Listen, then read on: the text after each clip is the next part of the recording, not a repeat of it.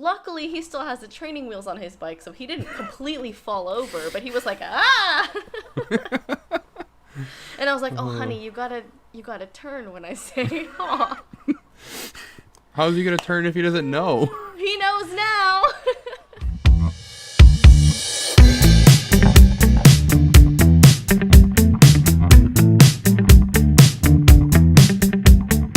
Welcome to the Sibe-Stream podcast, where we talk about all things Siberian Husky. Happy New Year, Steve. Happy New Year, Camille. We've officially made it through the first week of 2021 and the series finale of America. Yeah. Which we're not going to talk about here, but this will be a nice distraction for me and anyone else that needs it from what's going on in the world right now. Let's talk about like regular New Year stuff. Let's talk about getting into a shape that is not the shape of a potato. And how are we going to do that? So you convinced me in the last podcast to join the virtual sled dog race, or it doesn't even have to be sled, just a virtual race called Iron Paws. And we've officially gotten through our first week of it. Gryphon and I did a little over 7 miles. I think it was like 7.5 miles, including the run we did on New Year's Eve. Phoenix has done some of that. She's not going to do like 2 miles a day. So, and I think we're doing well. I've officially lost 1 pound, and Gryphon is still a potato. I don't know what I was expecting, though. It's only been a week, but I did weigh her, and I'm pretty sure I pulled a chest muscle. It's going to take time. To weigh her. It's going to take time. She's going to be building muscle, so as she builds muscle, she's going to be, replacing the fat with muscle weight. So it's going to take a little bit of time. Yeah, but unfortunately, lockdown hasn't been friendly to me or Gryphon, and she's officially overweight. She's too much of a potato, and it's not like she doesn't like physical activity when she's in the middle of doing physical activity. It's just that, she just really likes the sofa. Is that why your class is off the couch? Yes. So there's, I don't know if we explained this a lot in the last podcast, but there's several classes that you can be in this race, and it's pretty big. I think it spans 9 time zones or something like that, which is pretty cool. Yeah. But what class are you in, Steve? 1 to 2 dog fat bike drawer. Every time you say fat bike, I don't know why, but it makes me laugh. It's a fat bike. It's got big tires. It has big tires, but when you say fat bike, I imagine everything else big on the bike. It's just the whole thing is fat. Yeah, the entire bike is fat. Even the handles and the wheels and the gears and all that stuff. The nice thing about the fat bike is that here in Windsor, snow is very unreliable. The one year I slided up for 2 dog sled because I was like, we're gonna have snow because it snowed in early November. I'm like, we're gonna have a good snow season this year, and we'll be able to use the sled all winter. And so I decided, I'm gonna sign up for 2 dog sled. And then all the snow melted, and I was on the bike pretty much the whole time anyways. So, oh, well. Yeah, so I usually sign up for the bike just because if we do end up using the sled, which, if we get the snow for it, I'll pull the sled out because it's only half points, but whatever. But you need a good base of snow for the sled. It can't just snow a ½ inch or an inch of snow and you could just jump on the sled and go, right? And there's a lot of in between here, and sometimes you never get enough snow for the sled, but there is snow. So the fat bike is really nice for that because it gets enough traction in those kind of conditions that it's still pretty safe. Whereas bikes with smaller tires are not so safe. Because you could potentially slide around or whatnot. Yeah, the biggest issue is front tire washout. That's when the whole front tire just slides out. If you're turning or you slam on the front brakes, then the tire just skids and slides out under you, and then you go down, and it's not a good time. Well, good thing I'm just using my feet. Yeah. Yeah, so the class I'm in is called Off the Couch, and it's supposed to be people who are just getting back into doing this sort of thing with their dogs, and you could be doing mostly walking, or you could be doing Canter Cross, whatever it is, but you're not getting or hiking. or hiking, which we do a lot of. So I was like, might as well track those miles and use that for, for the scoring here. But you sent me something this morning that was like, somebody in my class was doing 90 miles in a week. And I was like, I'm never going to win this. I don't even have the time to do 90 miles in a week. And we found out, what was it later? That, how was she getting 90 miles in a week? Oh, she decided to walk the entire Ice Age Trail in, I don't know where it starts or ends, but she's in Illinois. And she's doing the entire Ice Age Trail, which is like 1,100 miles. That's why. Yeah. When I first seen it, I was like, this is either an error in how they scored, or like, I didn't think that there's any way possible, but I didn't say anything because you never know. But I figured it was just like she did 9 miles and put 90 by accident, added a 0. But no, legitimately. That is so cool. But it's really cool. They were saying that she's got to up her class, right? There's like no way we could compete with her. But she ended up being in the off the couch because it classified as like walking. Yeah, so when she read it, she kind of interpreted it as like, well, I'm not going to be running with the dog the whole time, so it fits better to be in off the couch because I will be doing more walking and hiking and stuff like that. So I think that was her thought process on it. But I'm not 100%. But yeah, I just think that was kind of the case. But off the couch is more of for people that are new to the sport or people that are just getting back into it. Yes, just like you. So everyone gets a finisher's medal. And like there's no, you don't get a whole bunch of money if you come in first or anything like that. So do they show the standings or like where you're at after each week? Yeah. Is there a way that people can go on the website or something and check where we're at, like you and me? Yeah, we can put a link in the description and then you could check it out. Because you know what this is going to do? It's just going to put more pressure on me to do more miles. So is that, well, if that's what you want to do, then we can do that. Yeah, okay. Let's do that.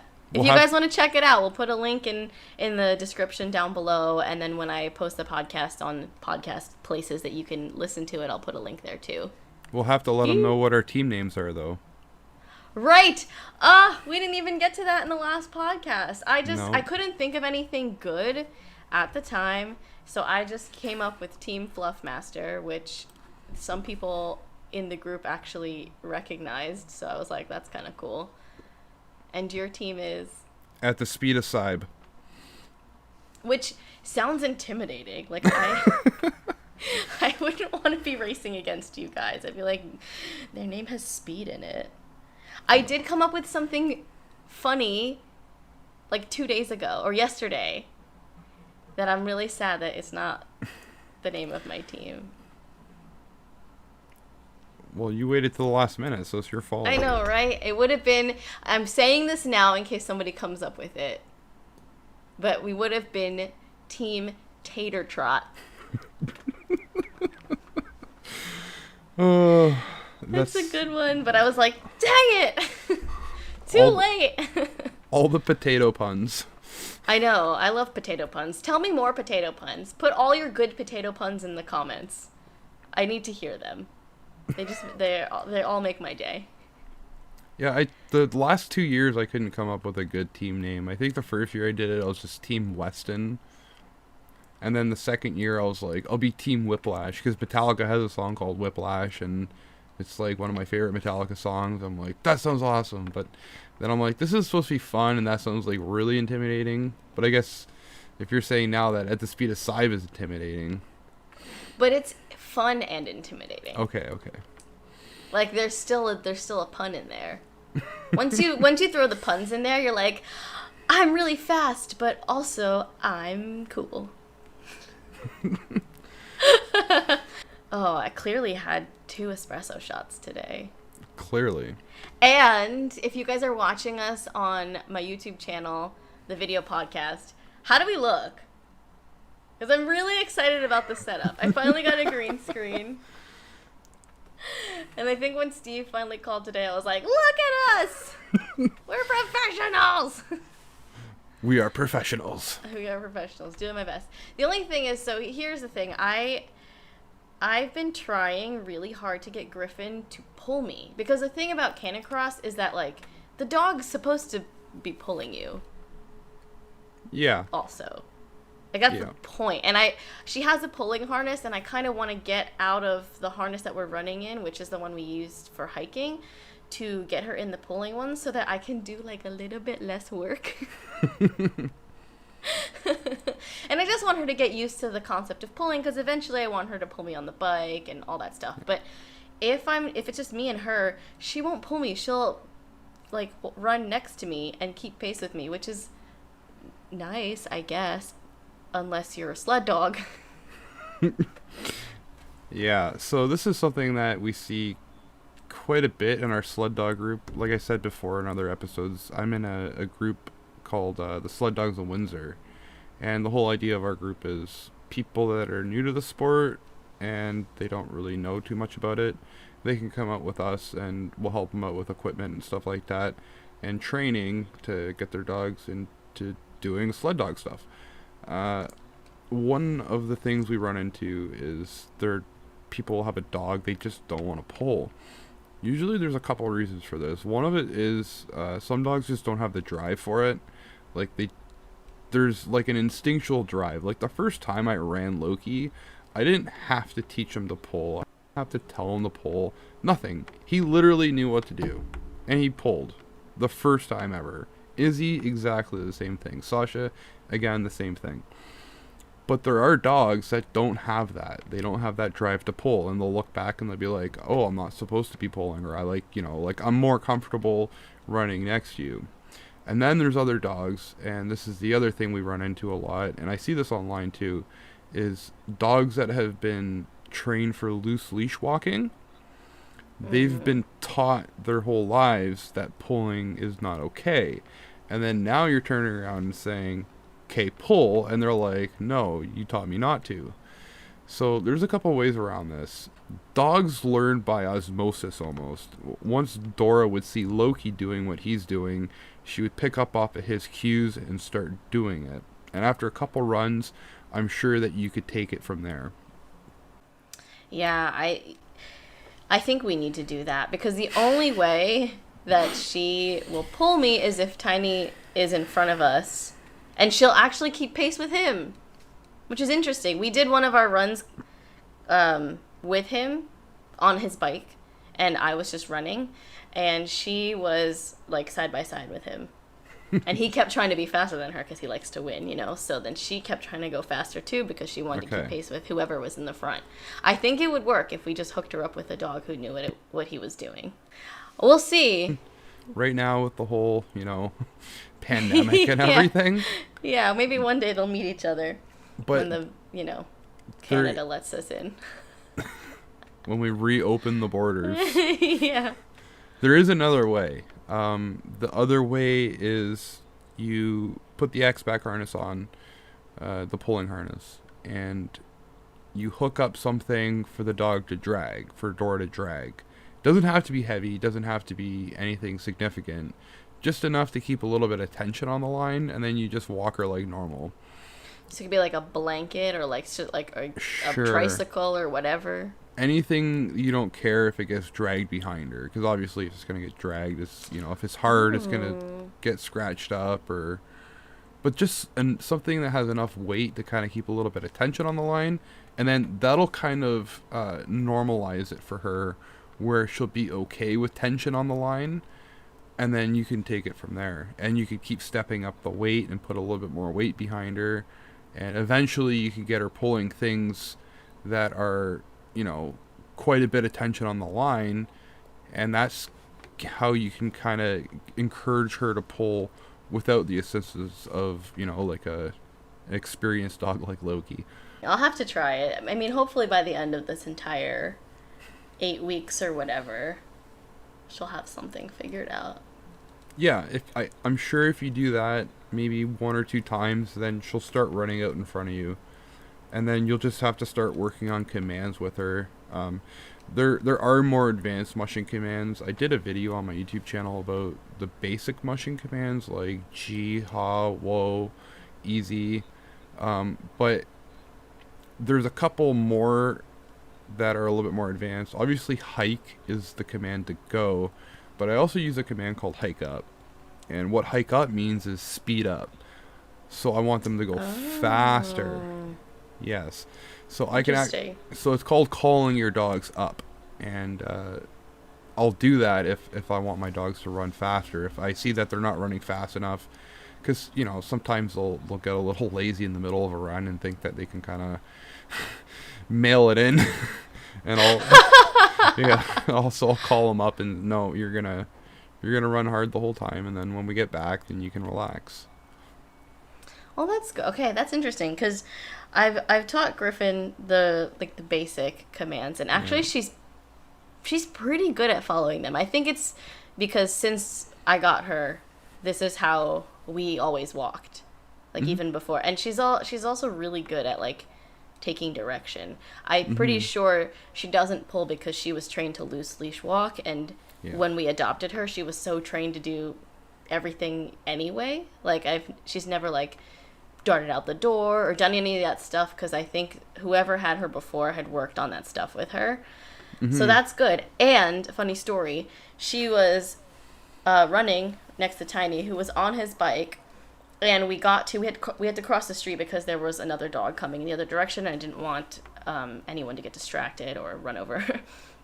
So she's like next to him, and I give her the ha command to turn, and Tiny doesn't know the commands, obviously, and she's to his left, so he's just like la la la la la, and she shoulder checks him so hard, and I was like, I'm impressed. And I saw like you posted a video of Loki checking Izzy because she wasn't turning like immediately too after, and I was like, this is exactly what she just did. Luckily he still has the training wheels on his bike, so he didn't completely fall over, but he was like, ah. And I was like, oh honey, you gotta turn when I say ha. How's he gonna turn if he doesn't know? He knows now. That was definitely like a crash course in mushing commands. So I didn't think she was going to be like that kind of dog material, but she's just really good at taking direction, and now I just have to get her to pull. There's been countless people that don't think that their dog will be a lead dog caliber or sled dog caliber, and it just takes somebody else sometimes of, you know, they'll try their methods. And something that a musher told me really early on is take what works, use it, and throw out the rest. Because I get so much information coming at me from different people, and they give me different advice, and they tell me all these different ways of doing things, and I'll pick what I think will work, and I'll try it. And if it doesn't work, I'll throw it out and I'll try something else. But what works for me might not work for somebody else. And that's something that's really important. It's not an exact science. We're dealing with dogs. Right. So you very well might try something different, and she might impress you. She might surprise you. And that happens all the time. She's already impressing me, so this is good. She's just we just need to get her down back to her healthy weight so that when she jumps in the back of my Jeep, she makes it. That's the story from today.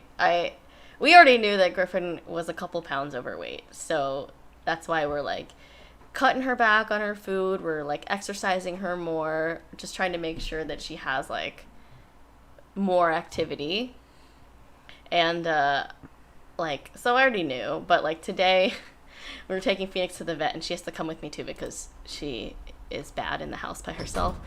So I like open up the trunk, and she's like ready to go in. She's like, yay, like I love going for rides in the car. And she tries to get in, she just puts her front paws in, and her back paws just like don't make it. And she like does this like slow motion slide down and then falls onto her back, and then she's on the ground, and I'm like, oh my gosh, are you okay? And she just like shakes it off, jumps back in the car, like in slow motion, like, ugh, like, I'm gonna make it.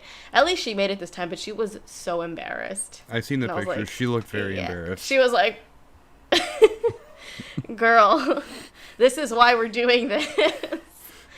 Oh, poor Gryphon. But yeah, lockdown wasn't nice to her. But anyway, like, I guess this whole episode is just going to be talking about how we've been doing in Iron Paws. But I did want to bring up that I finally got the birthday present that you sent me. And I will say, I kind of had a feeling that that's what it was. Moral of the story, people, procrastinate something long enough and Steve will get it for you as a present. But you've been telling me for ages to get this walking belt, right? From Alpine Outfitters? Is that Alpine Outfitters, yep. Which is so weird because when I looked at the package, like, they're in Bend, Oregon. Yeah. And I was in Bend, Oregon on my road trip. So I totally could have just walked in there and, like, looked at all the stuff and, like, gotten it. But I was like, okay, I'll just, like, I'm fine for now. I have those, like, 2, like, leashes that have, like, the belt loops that you, like, the loops that you could put on around your waist. Yep. But I have 2 of them, and the dogs, like, get tangled up all the time. And every time they pull me, it, like, rides up, like, to my waist, and I feel like I'm getting chopped in half. And I'm just like, maybe it's because I'm small. But, so you got me this, like, walking belt, and I have to say, it is life-changing. I don't know what I was doing before I got this. You don't know you need it until you have It's it. And then you so don't understand how you ever nice. did anything without it. The belts I had before, it's like it's like an adjustable strap, right? And then it's one clip and then the leash comes out from it. But since I had 2, the dogs would, like, weave the leashes all the time. This belt, first off, it's, like, really thick and there isn't just one point of contact, which is the best part. So, like, it clips around and then you have 2 loops, 2 D-rings on either side that have attachments that can clip to, like, one ring that has a locking carabiner on it that swivels on its own. So I have 2 4-foot leads for the dogs that I just clip on their harnesses, and then I, like, put the loops on that locking carabiner, and it just, like, twists around itself. So they have not gotten tangled at all. And then when they pull me, like, I'm not getting chopped in half because it's distributing the pull on, like, both of the rings, and then it just, like, it kind of just, like, gently pulls me forward instead of, like, breaking my back. Yeah, it doesn't, like, choke in and tighten itself up. It's so nice. I don't, like, this is the best birthday present. First off, I didn't get really very many birthday presents. I got a tiny Grogu from Tiny, which he saw at Target and was like, we need to get this for Mom. So, okay, that's clearly my favorite birthday present. But this is my second favorite birthday present.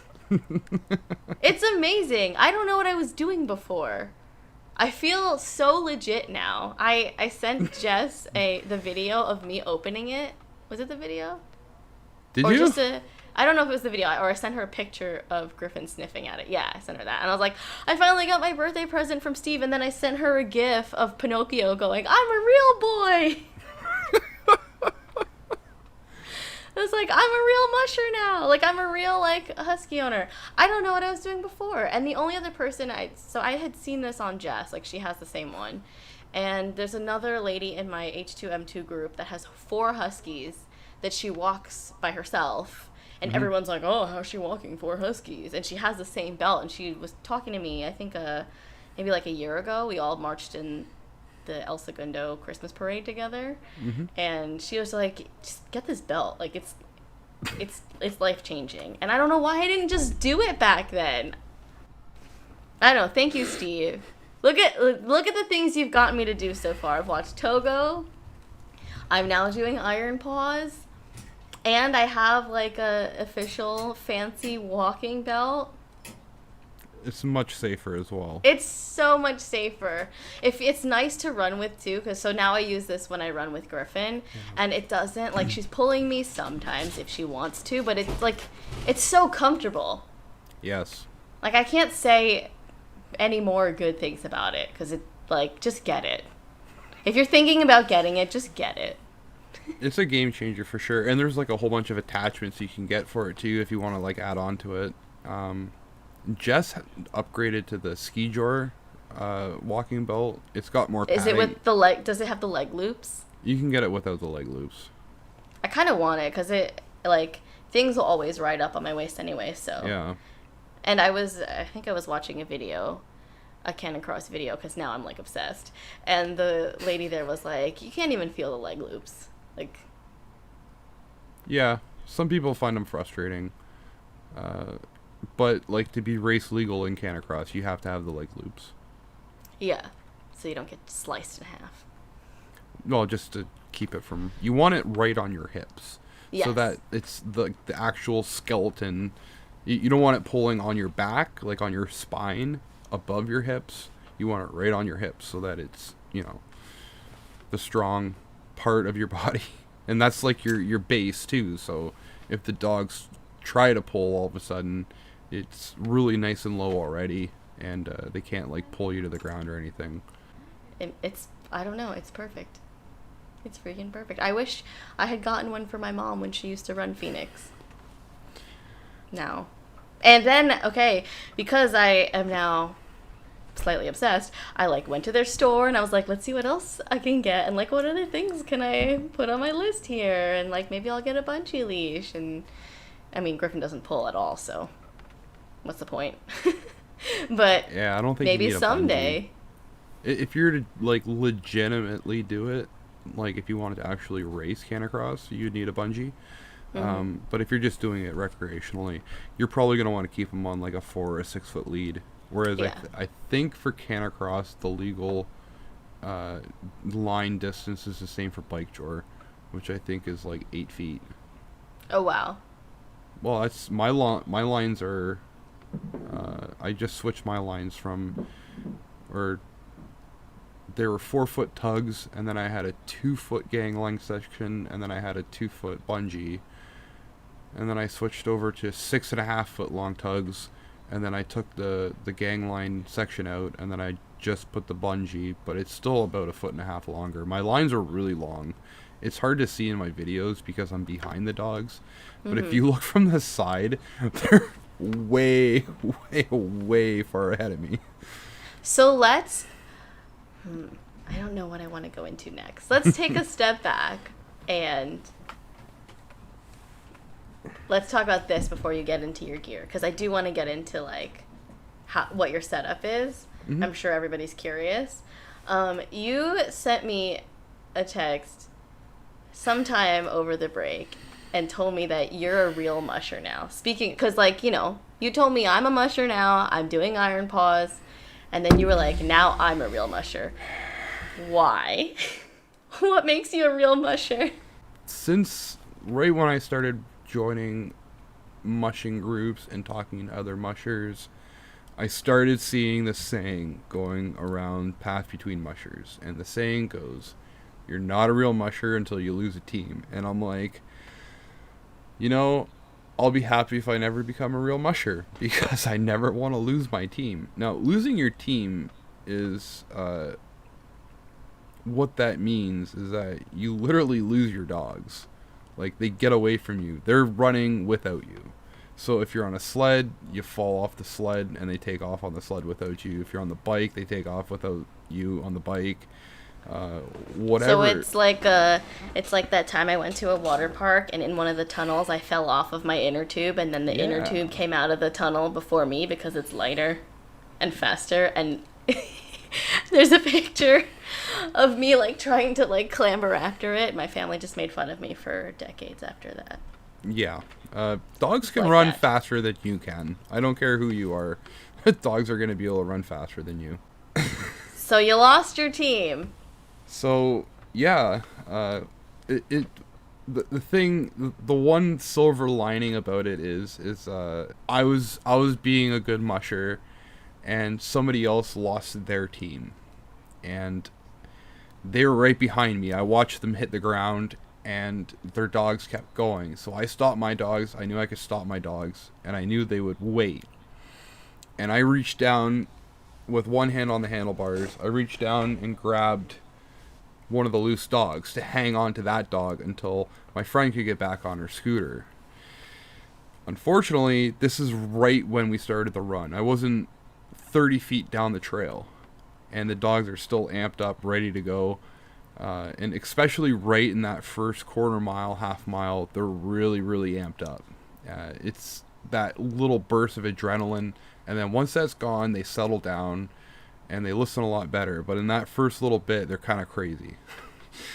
And I was holding on to the one dog, and I was holding on to the other handlebar on the bike, and my dogs just tugged a little bit too hard and pulled the bike out right from under me. And then they went. And then they took off full speed.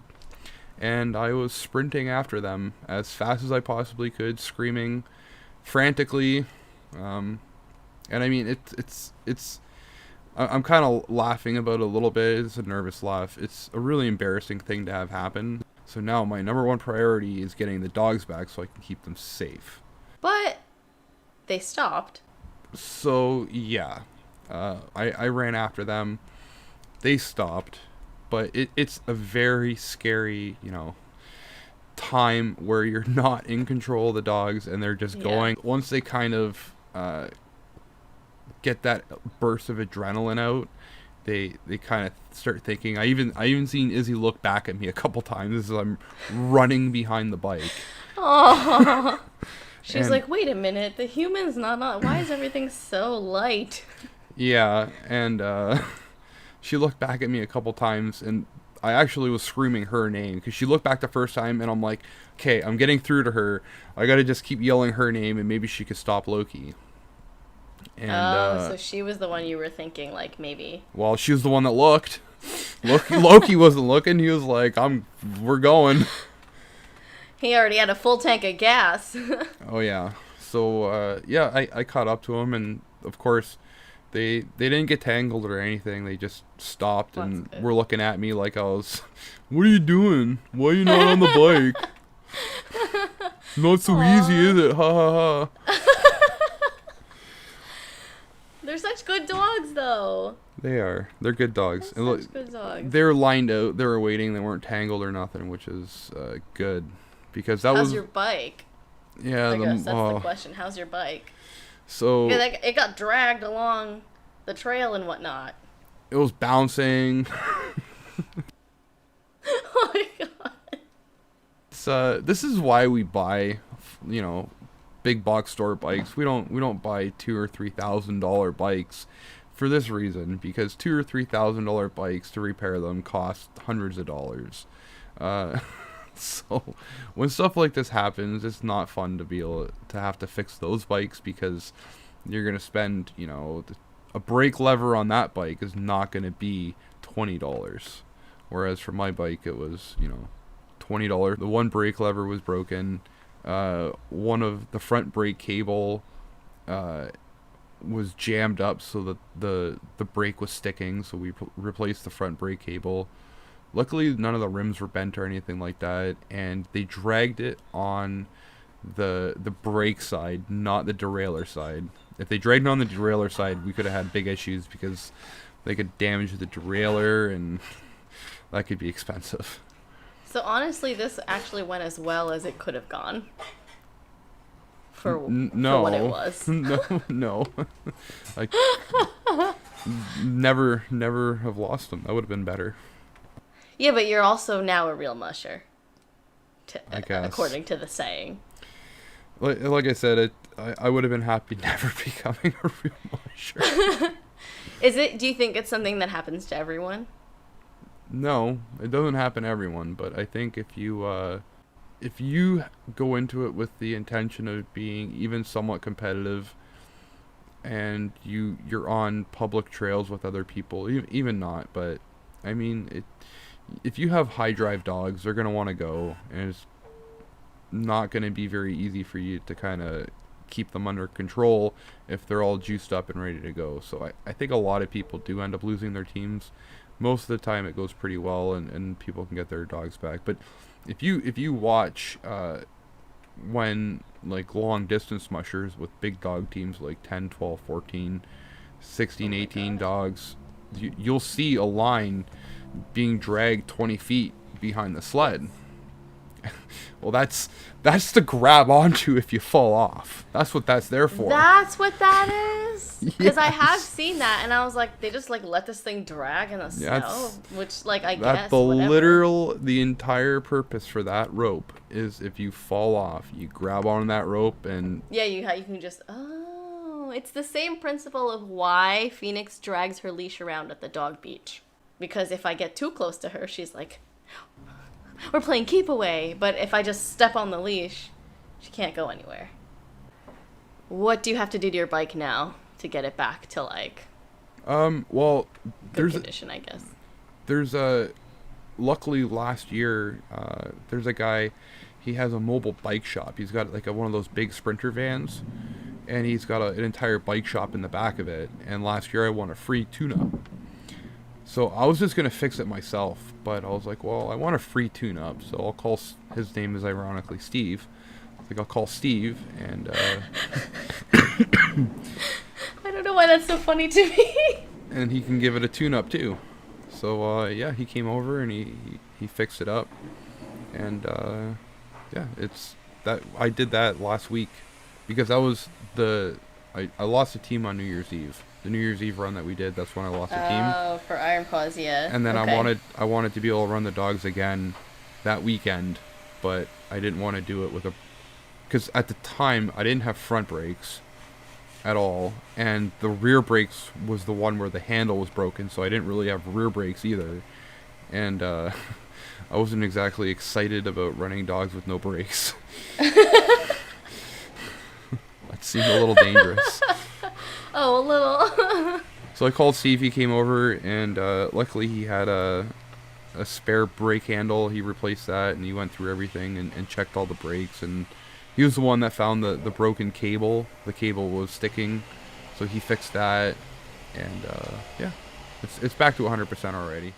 So if I was going to someday run my dogs with the bike, like what at minimum is the gear that I would need? Like explain the lines and stuff to me, because you started doing that earlier, but Yep. like let's pretend we're talking to people who have no idea.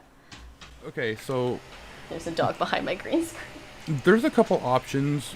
What I do is different than what other people do. You could actually go online and just buy like the entire line for like a 2-dog bike short. So it'll come with a double lead so that you have like a line for each dog, and it has this section where it attaches into one line, and then it's got the bungee built right into it, and then you just wrap that around the head tube for the bike, and that's your line. Now, I didn't do that. A good friend of mine that actually made our harnesses and everything, You hear Phoenix in the background. I do. I hear her. Stop it. A good friend of ours that lives in town. Whoa. I don't know who she's barking at because there's no one can see me here. There's a green screen like trapping me in the corner. She's barking at the green screen. Oh my god. She's trying to peek her head through the back end. Yes, I'm podcasting right now.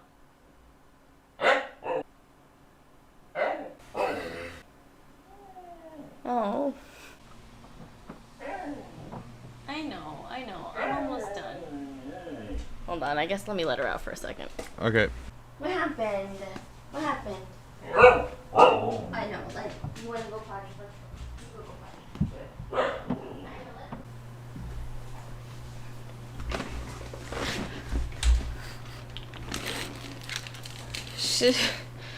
She didn't want to go out, she just wanted snacks. Oh, she was ravenous. She was ravenous. Apparently this is why Phoenix is always hungry.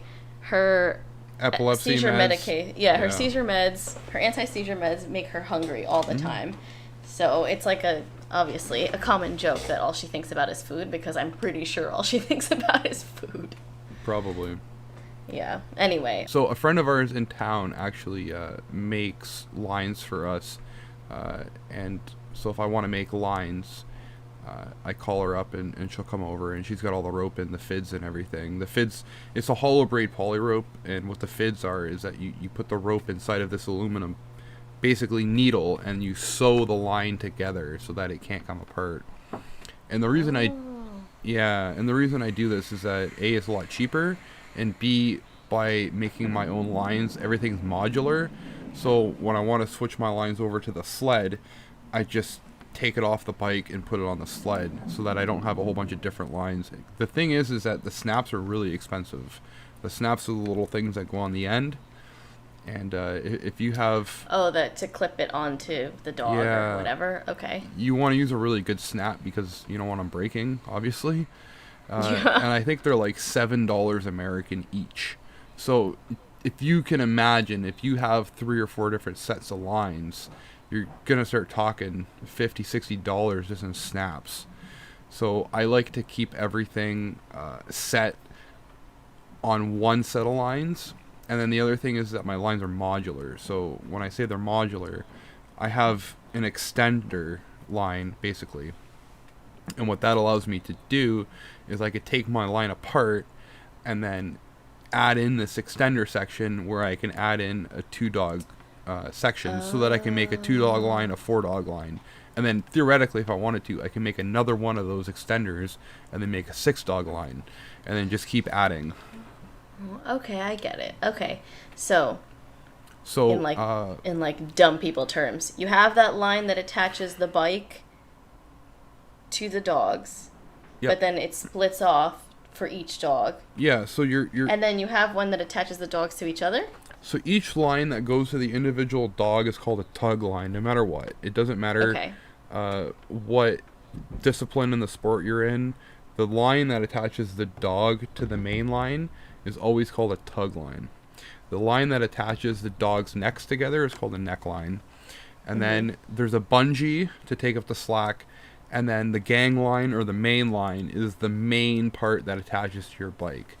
That's the gang line. Okay. The gang and then line on your bike, line. though, what do you need to have on your bike to make it? So at minimum, if you have dogs that even have a little bit of drive, that can run pretty quick, I would definitely recommend having a bike with disc brakes. You don't have to get a really fancy bike with disc brakes, but at the very minimum, you want a bike with disc brakes because the normal V brakes or cantilever brakes, once they get hot, they're almost useless. Essentially, what you're doing is downhill riding, even though you're not going downhill because the dogs are pulling you. It's basically downhill mountain biking. And you don't want to use that kind of rubber brake because the rubber, once it gets hot, it doesn't stop anymore, which is dangerous. So like I said, at the very minimum, I would have disc brakes. The other thing that I have on my bike is called an antenna, and that's the part that sticks out. For the first 2 years I ran dogs, I didn't use an antenna because all I would do is I would just make sure I kept the line tight brakes. So if the dog slowed down, I'd just slow the bike down, and I'd always keep the line tight. The antenna will eventually save your butt, though, because what will happen is one time you'll miss it, and then the line will fall into the tire, and then it'll get sucked in, wrapped around the tire, and then you're going to have to untangle that. And sometimes it could break the line, it could bend the rim, it cause all sorts of issues. So the antenna keeps that from happening. And at minimum, I would recommend most people get an antenna. They're not that expensive, but it's not absolutely necessary. I've seen people on like my urban mushing group that use just like a PVC pipe. Yep, some people do that too.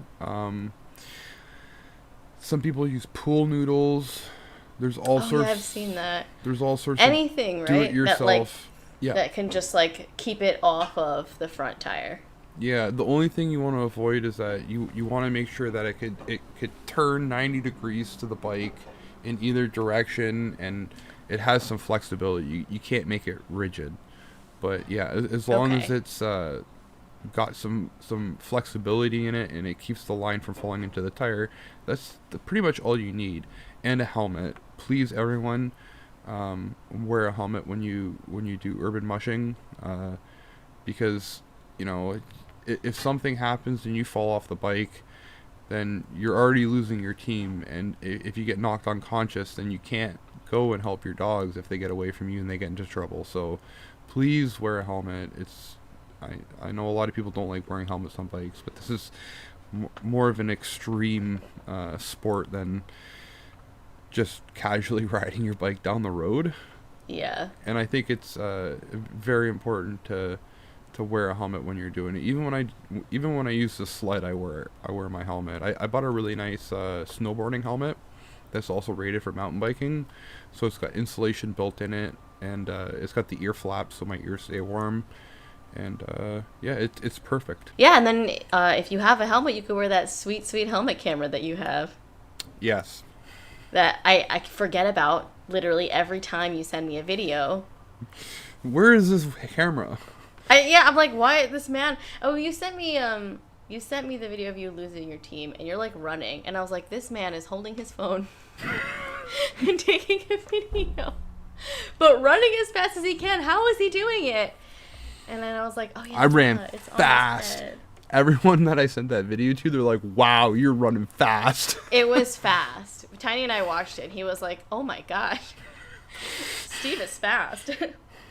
Oh. You were telling me you were sore the next day. I was like, it's because you did a sprint. I was running like I don't even know. I was running like my life depended on it. I mean, it kind of does. Like, yeah. Anybody whose dog has like run off from them, you're just out of control. Like you just do your best to like get back into control.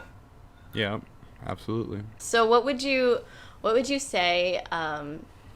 I'm not saying like I'm an expert now, obviously, but like, what would you say would be your advice to somebody who's just starting out? The main thing is groundwork. So your dog needs to know what they're doing before you hook them up to a bike and start doing it at 15, 20, 25 kilometers an hour, or sorry for the Americans, 10 15 miles an hour. Let everyone convert it. We make you convert it all the time. You really want to have all those commands down pat before you're traveling at those high rates of speed. It might not sound like a high rate of speed, but when the dogs are pulling you and they turn in one direction, it's a high rate of speed.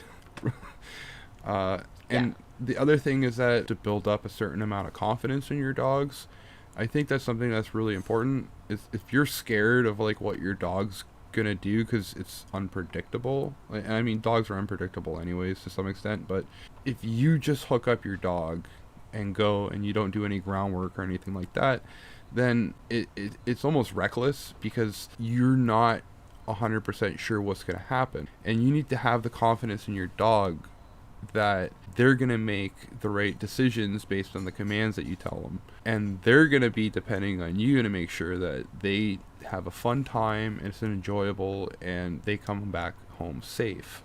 And like I said, there's a lot of people that grabbed a dog, hooked it up to the bike, and then took them out without doing any mushing commands, and they were fine, I'm sure. But please take the time, do the groundwork, make sure they know their commands, so that you have control over what's happening. Because having that relationship with your dog, I think, is the most important part of mushing, and it's the most beautiful part of mushing. It looks like a lot of fun, but I think a lot of that fun stems from that relationship and it constantly paying off for you.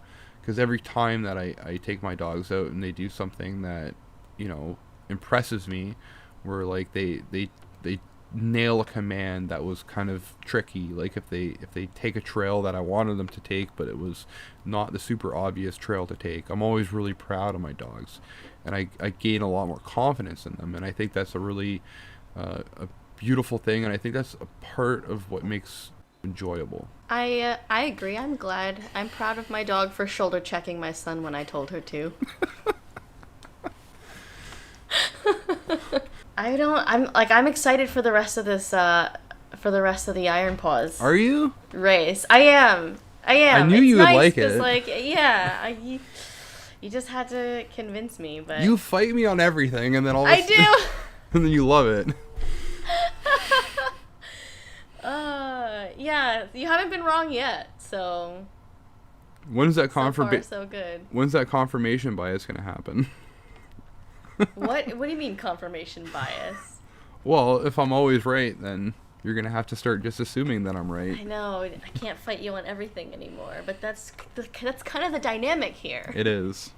That was it. That's all I had to discuss today. Oh, one more thing, because we talked about Gryphon so much in this podcast, and I know Phoenix is going to be jealous if I don't talk about her. I did sign her up. There's like a special class. Old Dogs Rule. For is that what ODR stands for? Old Dogs Rule. Old Dogs Rule. There's an ODR class in Iron Paws that you can sign up your older dog or your dog with maybe a disability or something, that they can just run for fun, I guess. Oh, that reminds me, how do I enter her scores? I have to look at that now. It will be like a separate entry, I'm pretty sure. It'll have like a separate area to enter that. For the mileage for ODR. Because she and I did 2 miles yesterday, and I was even telling the vet today that, like, they were like, how's she doing? And I was like, well, she's not, like, as fast as she used to be, and she doesn't exactly have the endurance she used to have, but we just did 2 miles yesterday, and they were like, oh, wow. I mean, we walked it, but she can still do elevation gains. She really likes hills, like me. Yeah. So, like... I don't know, still doing really well, just not as fast as she was. So I'm glad that there's like a little spot for her to get some recognition too, because sadly she doesn't get to go on all the runs that Gryphon and I get to go on. And I posted that picture to the group the other day, but she's like really salty when we get back. She's always like, how could you? There's a lot of social media, like a lot of social aspects to it too. So that's always a lot of fun, all the holidays. Yeah, and I've gotten over my, like, I don't know. Social anxiety. My social anxiety over posting in that group, because there's so many people in it. Yeah, but they're all awesome. They are. So far, everyone's awesome. So I'm pretty happy. It's a little scary and kind of intimidating, because, like, I don't know all the right gear and, like, terminology and whatnot, but, you know. How would you know unless you did it? Yeah, and this is a good jumping off point for a lot of people. Instead of just, showing up to an actual sanctioned race and trying to do it without knowing anything, that would get you in trouble. Yeah. You'd get in trouble if you tried to do that. But, you'll meet some people, you'll make some friends, and some of those people will be more experienced. They might do races, and then you could kind of... And I mean, like, you're friends with me and you're friends with Jess, and we kind of have a pretty good background in it too, but for a lot of people they don't have that in their toolbox, so it's a really good way to make connections. The other thing I noticed after starting to do this is that I'm not a bad runner. I don't like it. It's not like a sport that I ever wanted to do, but like I feel like it could do more miles than even Gryphon. I'm like, I could keep going, and then I have that moment of me being like, oh no, I'm turning into my mother. Like, I'm officially turning into her. Before I know it, I'm going to be doing more miles than I ever thought I could, and then starting to run races. I'm turning into her. This is it. I always think of that scene from Back to the Future, Part 3, where they're in the Old West, and Marty says something about running for fun, and the one guy's like, run for fun? I always think of that. Yeah, the only thing that happens is that, like, either we run out of time, because, like... I'm not a Canter Crosser. Really? I'm not gonna... Well, not by choice. Yeah, that's what I said to you after you posted that, like, oh, I lost my team today, and I was like, look, you did Canter Cross after all. Yeah. I think you made a mad face. You were like... Yeah, I did. I don't want to do Canter Cross. The thing is, I think I need to have this. Like, I really like bread. Gryphon and I are the same in that effect, that we just, like, really like carbs. They just make us happy. So, to balance that out, I also like to run. It's not a bad deal.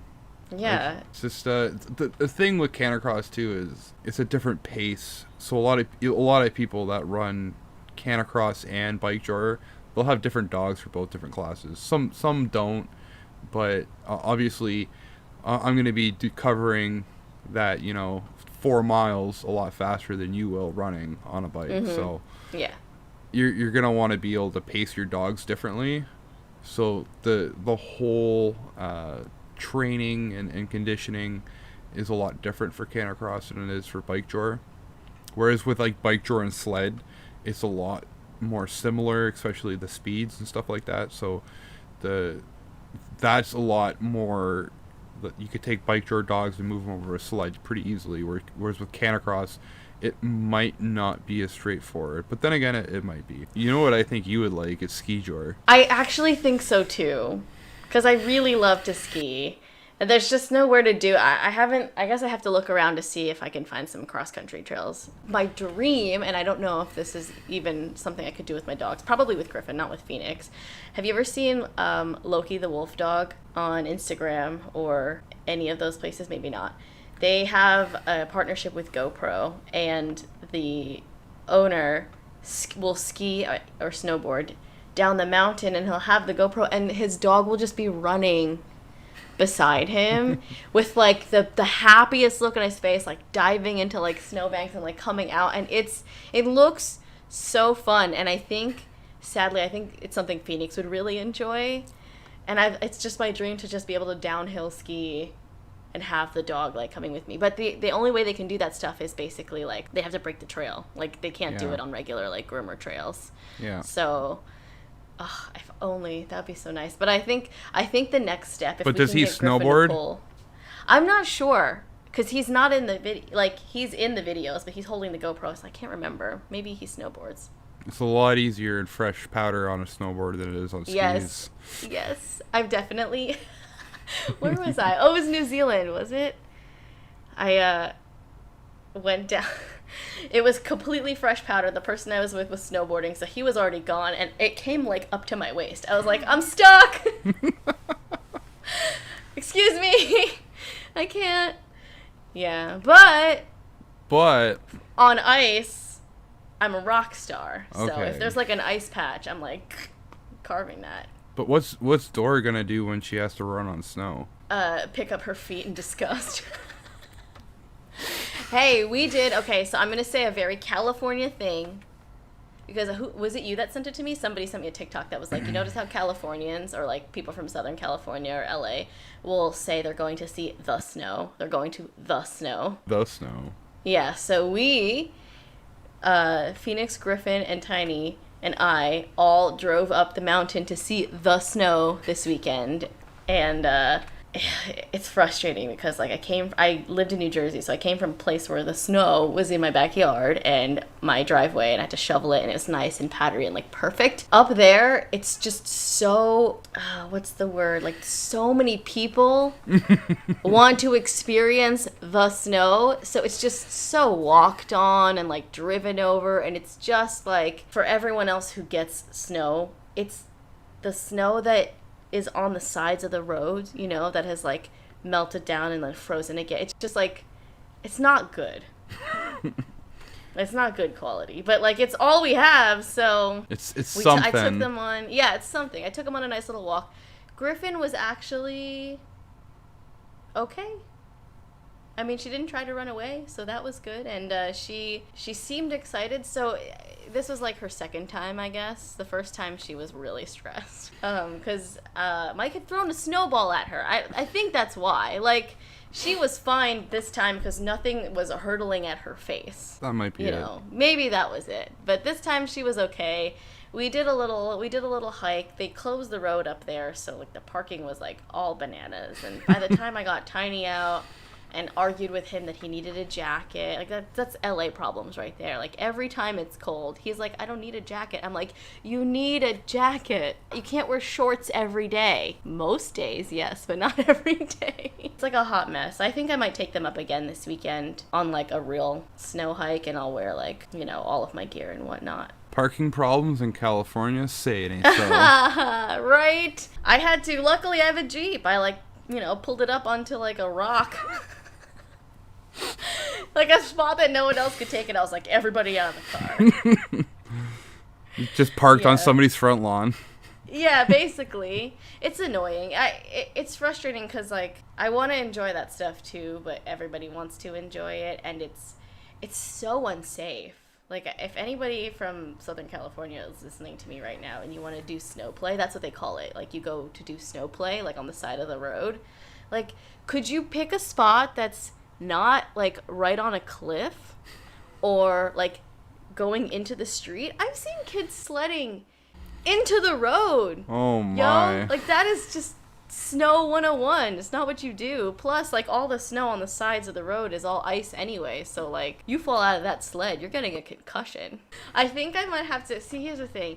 Travel right now is not so hot, and everybody seems to be getting sick, so I am not trying to go too far, but I was like, ugh, what I would do to just go to Oregon right now and take the dogs and just, like, have a nice... That'd be a nice trip. Even NorCal, that would be nice, too, but... Maybe another year. Hey, look, there's three dog races in Ontario. Last year I signed up to do the dryland race, and it was canceled because of snow. And then I decided not to do the sled race. There's 2 sled races. The one I wanted to do, I decided to not do it. And I said I'll just do it next year. And yeah. And all the races are 2020 canceled. Was next year. Yeah, Oh, no. all the races were canceled. So hopefully 2021, all the races are back on if they get everything under control, and we can do some racing this year. Legit. Yeah, I would like that, and I would like to do some Canter Cross racing this year because clearly I can run more than 10 minutes now. Yeah. I'm pretty proud of myself. I did it. Now I just need to get Gryphon to get back to her healthy weight, and we'll be good. Just give her a little bit of time.